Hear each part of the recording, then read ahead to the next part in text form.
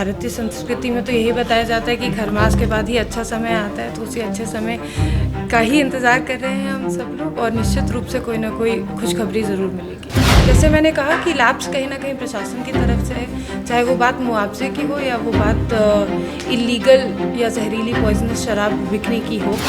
पदाधिकारी मिले हुए हैं, उनको आगे आकर कार्रवाई करनी पड़ेगी। नमस्कार, लाइव सिटीज देख रहे हैं आप और मैं आपके साथ राजेश। लंबी रेस में जीतने के लिए, ज़िंदगी की रेस में जीतने के लिए हारना भी ज़रूरी होता है।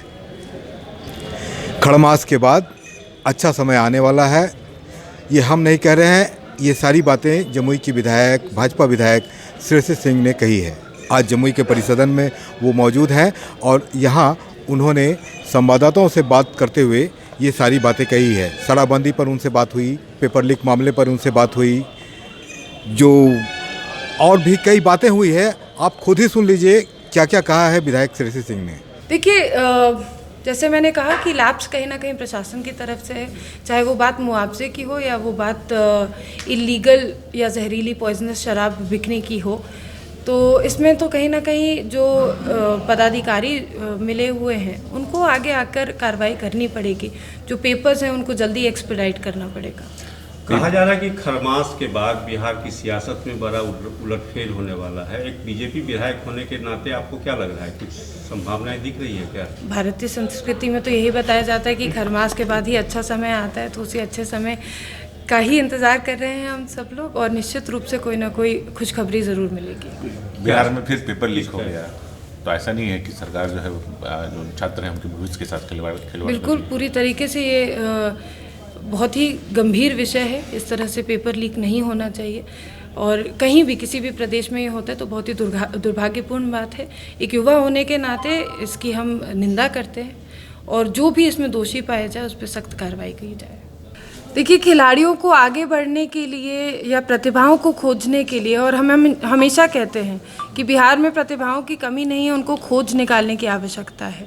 प्रतिभाओं को खोजने के लिए हमें एक सही प्लेटफॉर्म देना ज़रूरी है। हम तो 16 साल से यही डिमांड कर रहे हैं, जो हमारा शूटिंग का करियर रहा है, कि बिहार सरकार को एक शॉटगन रेंज बिहार में बनाना आवश्यक है। और इसी तरह से तो हम लोग जानेंगे कि बिहार में कितने प्रतिभाशाली बच्चे हैं जो ऐसे ओलंपिक स्पोर्ट में आगे बढ़ सकते हैं। आखिर बिहार में सिर्फ एक ही श्रेयसी सिंह क्यों, और बच्चे क्यों नहीं आगे आ पा रहे हैं? क्योंकि इंफ्रास्ट्रक्चर की अवेलेबिलिटी नहीं है। जयपुर में जो शूटिंग चैंपियनशिप आयोजित हुआ दिग्विजय सिंह मेमोरियल, कैसा लगा गोल्ड जीत के आपको? देखिए, दिग्विजय सिंह मेमोरियल जो कंपटीशन है वो एक खिलाड़ी के रूप में बहुत ही महत्वपूर्ण कंपटीशन है। इससे आगे बढ़कर जो इंडियन शूटिंग टीम है उसका चयन भी किया जाता है और साथ ही साथ अपने स्वर्गीय पिता के नाम पर है। तो एक वो जो इमोशनल कनेक्ट है या इमोशनल जुड़ाव जिसको कह सकते हैं, वो उस कंपटीशन के साथ हमेशा ही रहता है।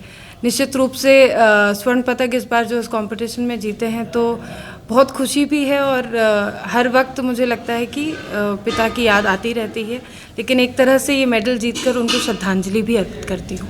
नेशनल चैंपियनशिप में गोल्ड मिस कर रही हैं आप, ब्रॉन्ज पे आई, तो इस बार जब गोल्ड आया तो जो खाई थी वो भर गई होगी।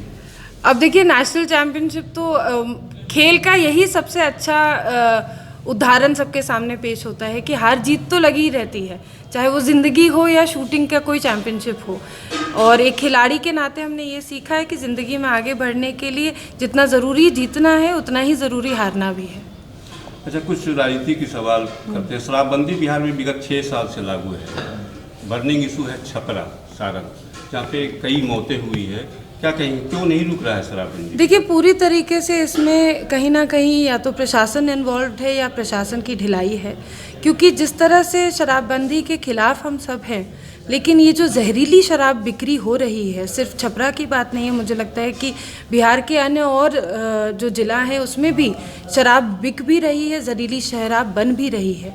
तो इसके ऊपर तो प्रशासन को कंट्रोल करना ही पड़ेगा और जब तक कोई सख्त कार्रवाई नहीं की जाएगी तब तक ये जो अनलॉफुल हरकतें हो रही हैं इनको कंट्रोल करना बहुत मुश्किल है। और प्रशासन क्यों नहीं कंट्रोल कर रही है, इसका जवाब तो मुझे लगता है सिर्फ इस वक्त माननीय मुख्यमंत्री जी दे सकते हैं। आपको लगता है कि ये पुलिस ऑफिसर्स या ऑफिसर्स और माफिया का नेक्सस चल रहा है बिहार में? देखिए, कहीं ना कहीं तो ऐसे लोगों को कोई प्रकार का संरक्षण ज़रूर मिल रहा है और इसीलिए हम बार बार माननीय मुख्यमंत्री जी को कहते हैं कि उसमें इनको आगे आकर और कार्रवाई से सख्त कार्रवाई करने की आवश्यकता है, क्योंकि इसके अलावा तो ऐसे लोगों को हम एक तरह से बढ़ावा दे रहे हैं।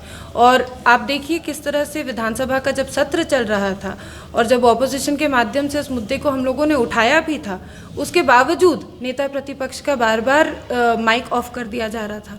अगर कोई लॉ में लैप्स हो रहा है, अगर किसी कानून में लापरवाही हो रही है, तो क्या ये वर्तमान सरकार का दायित्व नहीं बनता कि आमने सामने बहस लड़ाई जाए, नेता प्रतिपक्ष की बात सुनी जाए?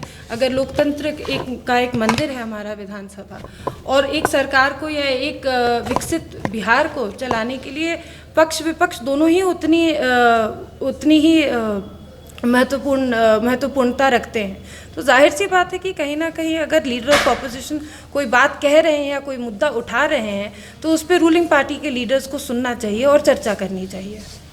आपके प्रदेश अध्यक्ष संजय जायसवाल जी ने एक मांग की है कि सभी मान्यों का ब्लड टेस्ट होना चाहिए, तो उस पर जेडीयू का बयान आया है कि सबसे पहले बीजेपी को आगे आके अपना ब्लड टेस्ट कराना चाहिए, तो फिर हम लोग कराएंगे। देखिए, भारतीय जनता पार्टी और भारतीय जनता पार्टी का हर एक कार्यकर्ता पूरी तरीके से एक साफ दिमाग, साफ चरित्र के साथ आगे बढ़ रहा है।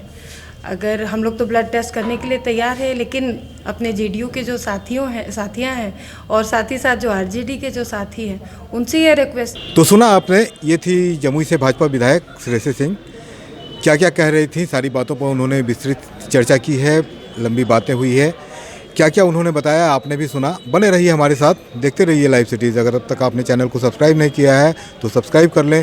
फेसबुक पर अगर आप वीडियो को देख रहे हैं तो पेज को जरूर लाइक कर दें और ट्विटर पर भी हमें फॉलो करना मत भूलिएगा। धन्यवाद।